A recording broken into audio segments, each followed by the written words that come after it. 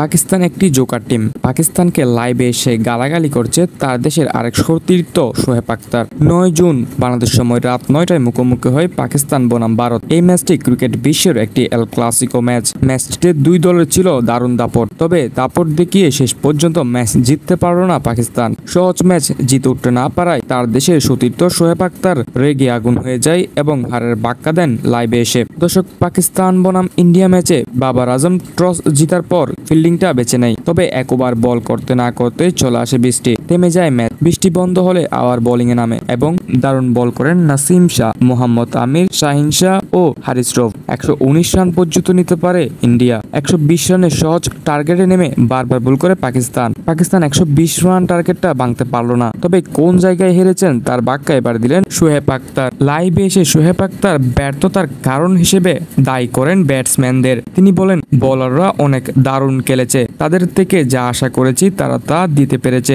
তবে ব্যাটসম্যানরা অনেক জায়গায় ব্যর্থতা প্রমাণ করেছে। প্রথম দিকে তারা ব্যাট করতে নেমে শুরু করে দেয় টেস্ট ম্যাচ। তারা মনে করে 120 রানের টার্গেটটা অনেক কম, তাই প্রথম দিকে টেস্ট ম্যাচ খেলাটা অনেক ব্যর্থতার মূল কারণ। যদি প্রথম 6 ওভারে মারধর করে রান নিয়ে আসতে পারতো তাহলে শেষে গিয়ে প্রেসারটা কম হতো। বাবর আজম ও রিজওয়ানের উচিত ছিল প্রথম পাওয়ার প্লেতে ভালো একটা রান সংগ্রহ করা, যাতে শেষে গিয়ে ম্যাচটা আর প্রেসারের মধ্যে না আসে, কিন্তু রিজওয়ান আর বাবর আজম তা কিছুই করলো না। অন্যদিকে আরেকটা ভুল হলো ফাকরুজ্জামানকে মিডল অর্ডারে নামানো। তাকে নামানো উচিত ছিল পাওয়ার প্লেতে। সে পাওয়ার প্লেতে ভালো একটা রান বেরিয়ে আনতে পারতো এবং শেষে গিয়ে অনেকটা প্রেসার থেকে মুক্ত হতো। যখন পাকিস্তান বারবার টেস্ট খেলা শুরু করে দেয় তখন বল আস্তে আস্তে হয় ডট এবং শেষে গিয়ে শুরু হয় প্রেসার। ম্যাচ যখন ইফতেখারের হাতে তখন তো অবশ্যই প্রেসার থাকবে। ইফতেখার আউট হওয়ার সাথে সাথে চলে যায় বোলারের হাতে ম্যাচ।